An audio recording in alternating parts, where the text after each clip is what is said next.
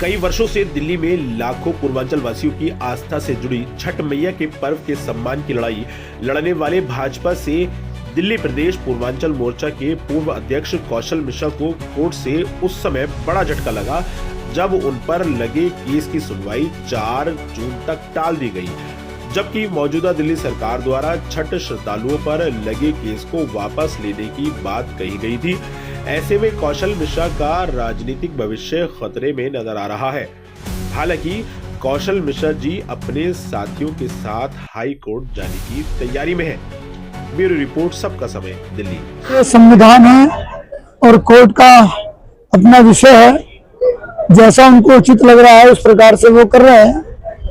जिस तरीके से भी बताया सैलानी जी ने भी कि पहले विड्रॉल के लिए पीपी साहब ने अपना प्रस्ताव रखा था, लेकिन आज कोर्ट में फिर से केस को चलाया जा रहा है और जैसा भी केस के अंदर जाकर आगे निर्णय निकलेगा वो कोर्ट तय करेगी। लेकिन मैं सिर्फ आपको इतना कहना चाहूंगा कि पूर्वांचलियों का एक सबसे बड़ा पर्व छठ मैया का ये पर्व है। हिंदुओं का भी सबसे बड़े और महत्वपूर्ण पर्वों में छठ पूजा का पर्व आता है।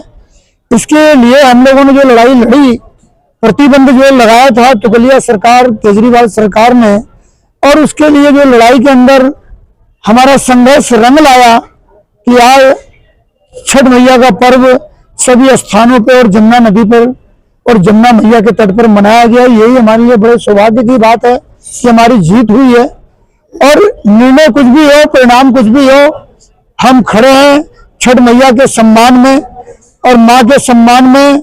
चाहे जेल जाना पड़े, चाहे किसी भी प्रकार की सजा हो, ये हमारा सौभाग्य होगा कि हम छठ मैया के अपने पर्व की लड़ाई लड़ रहे हैं। इसलिए हमें अपनी इस लड़ाई पे गर्व है और आगे भी जो भी कोर्ट का निर्णय होगा उसे हम स्वीकार करेंगे। सबके लिए ही शौकीन था क्योंकि 4 नवंबर 2025 को पीपी साहब ने स्टेट में कहा कि वो केस को विड्रॉ करना चाहते हैं। लेकिन जब हमारी सुनवाई हुई आज तो पता चला कि कहीं कोई पर ऑफिसर्स के इंस्ट्रक्शंस नहीं है।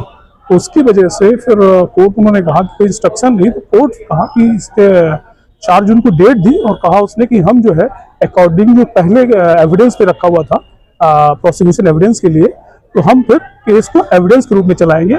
इसका मतलब फिर से मेरिट से डिसाइड होगा, एविडेंस होगा और जो है दोनों आईओ को समन किया गया है कि आए अपना डिफेंस डिपोज करें और अपना स्टेटमेंट दें। उसके बाद हमारा क्रॉस होगा। इसका मतलब कि जैसे केस चल रहा था उसी मेरिट के आधार पे केस डिसाइड किया जाएगा।